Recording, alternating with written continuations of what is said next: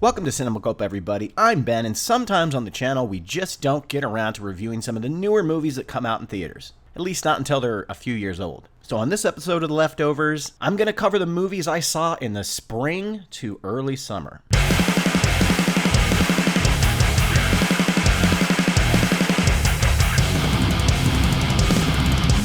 Dungeons & Dragons, Honor Amongst Thieves. What a blast. Hilarious, exciting, fun. Pine shines as always. Rodriguez is such an underrated action star. The two have great chemistry. The whole cast is in on this fantastical romp, with constant subverting of expectations. The writers, directors really should not have been blabbing about shit online. I think it really hurt the box office of this one. The CGI isn't top notch, but it made up for that with some amazing puppet work and animatronics. It's really a beautiful, fun, poppy looking film with great color. There's a great scene that's taken right out of a Mission Impossible scenario, and it's one of the most inventive sequences I've seen in film in a long time. This is one of those movies I wish had a fighting chance. I guess it did okay. Maybe we should have reviewed it earlier. Air.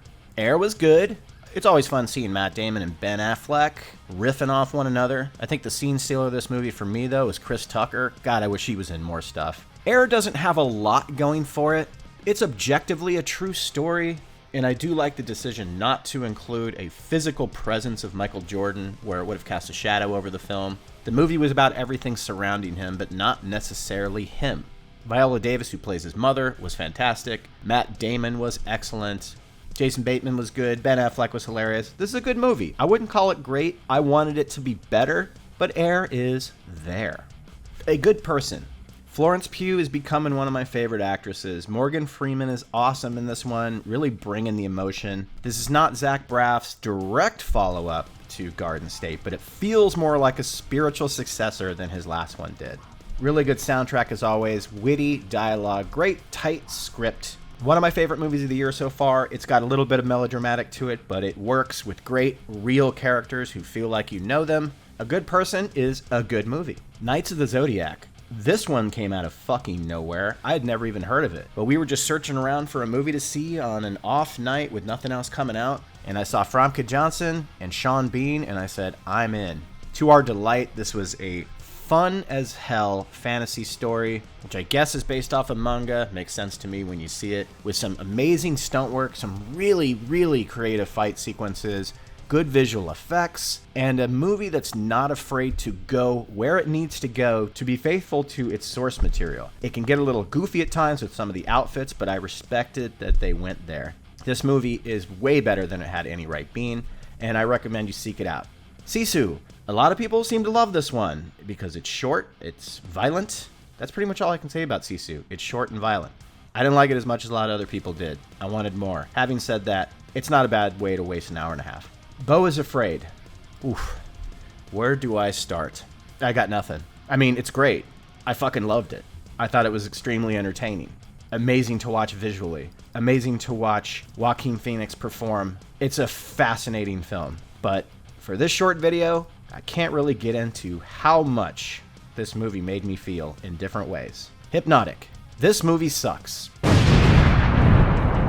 I certainly wasn't expecting greatness, considering the movie had no marketing at all. The best thing I can say it has going for it is probably the worst thing about it. It feels kind of like a mid-90s Jerry Bruckheimer produced thriller flop, but without the charm, heart, or distinct color palette. It felt like a straight-to-Redbox, low-budget action thriller, but with little to no action, crappy action. Not low-budget in the sense like an indie film, but in a very cheap-looking, cheaply lit, cheap supporting cast around Ben Affleck. No real big interesting stunt or spectacle in this movie. No hard punching ideas or philosophies. Robert Rodriguez is just boring to me these days.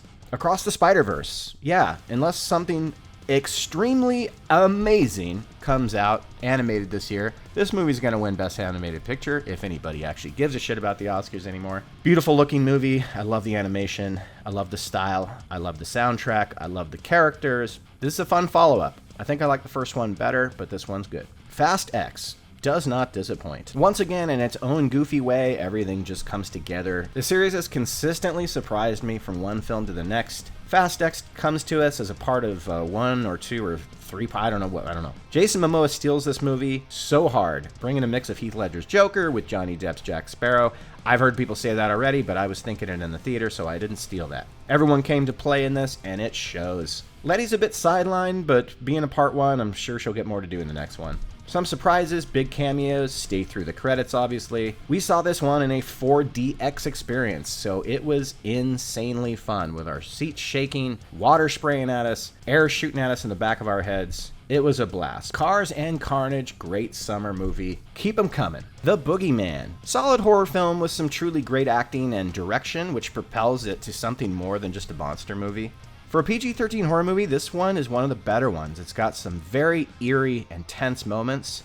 Things that harken back to your childhood about what's in the closet, what's under the bed. This movie nails those aspects. Sophie Thatcher plays the oldest of 2 sisters, really carries the movie great. The little girl who played Princess Leia in Kenobi, who sucked in that, is fucking awesome in this movie. Third acts are always so fucking crucial. This one does drop the ball. But for a horror film in June, it's better than average. The main goal is to scare you, and this film does that on several occasions. So props to it for that. This movie's sort of if It Follows and Smile had a baby, but in a PG-13 sort of way. Kandahar. Now this was a movie I did not even know existed. Another one of those dime a dozen Gerard Butler action flicks that is way better than it has any right being. I know I've already used that phrase. Sorry for being repetitive. This movie's fucking excellent. Excellent performances, great practical effects. Some of the explosions in this movie are next level, and they really add to the tension and the horrific violence that happens in the Middle East. I would argue that this is one of the best films of the year so far for me, and it's crazy that no one's seen it or heard of it. It looks expensive. It's very serious with little to no levity, but man, is it exciting and tense. So for my final film so far to catch us up in the leftovers before we sink way into the summer season, ladies and gentlemen, Kandahar. Go see it. Thanks everybody for listening and or watching.